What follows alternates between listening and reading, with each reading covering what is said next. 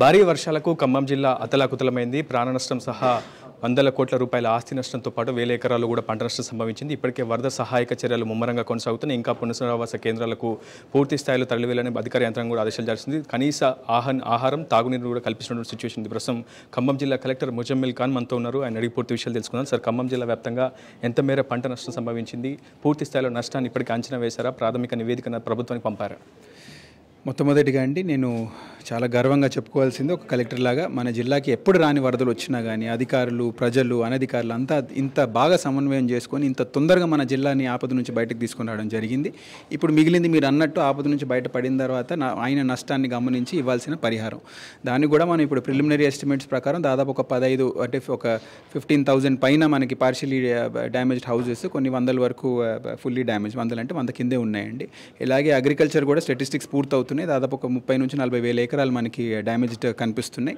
అలాగే మన animal loss కూడా, అంటే మన గొర్రెలు, బర్రెలు, ఆవులు ఇవన్నీ కూడా మేము నమోదు చేయడం జరిగింది. పూర్తి ప్రక్రియ గవర్నమెంట్కి అందించడం జరిగింది. మొన్న బ్యాంక్ హాలిడేస్ ఉండడం వల్ల మేము పరిహారాన్ని అందించలేకపోయాం. ఈ రోజు రేపటికల్లా మేము ఈ ఖాతాల్లో కొట్టడం కూడా జరుగుతుంది. డైరెక్ట్గా ఖాతాల్లోనే పడుతుందండి. వరద బాధితులకు ఇప్పటికే తక్షణ సహాయం కింద 10,000 రూపాయలు ప్రభుత్వం ప్రకటన చేసింది. కానీ మరోమారు 17,500లకు దాన్ని పెంచాలని కూడా ఇప్పటికే ప్రభుత్వం కొంత ఆలోచన చేసినట్టు సమాచారం అందుతుంది.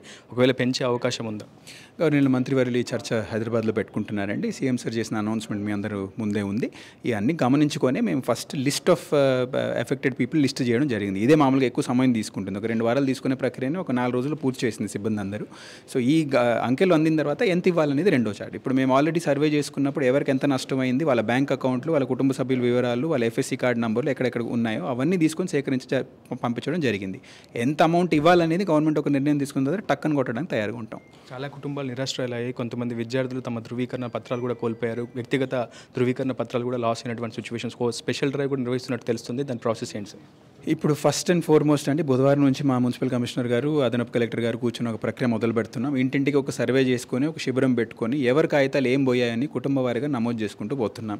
నమోదు చేయగానే ఏ డిపార్ట్మెంట్తో ఉన్నాయి ఆ డిపార్ట్మెంట్తో మేమే రివ్యూ చేసి ఆ కాగితాలు తెప్పించుకొని కుటుంబానికి ఒక ఫోల్డర్లో వాళ్ళ సర్టిఫికేట్స్ అన్నీ లామినేట్ చేసి ఇప్పించి ఒక 2 వారాలు ఇవ్వడానికి ఒక ప్రక్రియ మొదలు పెట్టుకున్నాం. ఈ బుధవారం నాడు మీకు ఒక ప్రెస్ నోట్ కూడా అందుతుందండి. ఆ బుధవారం నాడు శిబిరం పెట్టుకుంటూ, క్యాంపులు పెట్టుకుంటూ, హాట్ లైన్ కూడా 1077, ఖమ్మంకి ఒకే హాట్ లైన్ పెట్టడం జరిగింది, 1077. ఈ హాట్ లైన్ కూడా ఫోన్ చేసి మా కాగితాలు పోయాయా, మేము ఈ నివాసం ఉంటున్నాం అనేది, వాళ్ళు నిజంగా ఎఫెక్టెడా కాదా, మేము ఆల్రెడీ ఒక జాబితా క్రియేట్ చేసుకున్నాం.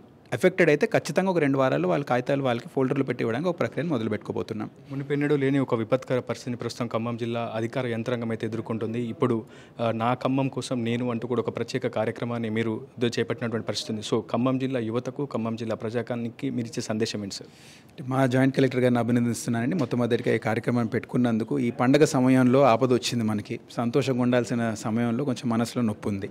మనోళ్ళని మనం ఆదుకునే కల్చర్ ఈ ఖమ్మం జిల్లాకి ముందు నుంచే ఉందండి. ఇది మా వాళ్ళు, మేము కాపాడుకుంటాం. అందుకే మన గణేష్ పండాల్స్ దగ్గర అంది మనం ఒక చిన్న డొనేషన్ క్యాంప్లా పెట్టుకుంటూ, అది క్యాష్లో ఉండొచ్చు, బట్టలు ఉండొచ్చు, పుస్తకాలు కావచ్చు, ఇవన్నీ సేకరించి అందరికీ డిస్ట్రిబ్యూట్ చేయడానికి ఒక అన్అఫిషియల్ ప్రక్రియలా పెట్టుకోవడం జరుగుతుందండి. ఉద్దేశం ఏంటంటే మన జిల్లాలో ఎప్పుడు రానంటి వరదలు వచ్చినా మా బలాన్ని చూపించుకోవడానికి ఇది ఒక దారండి.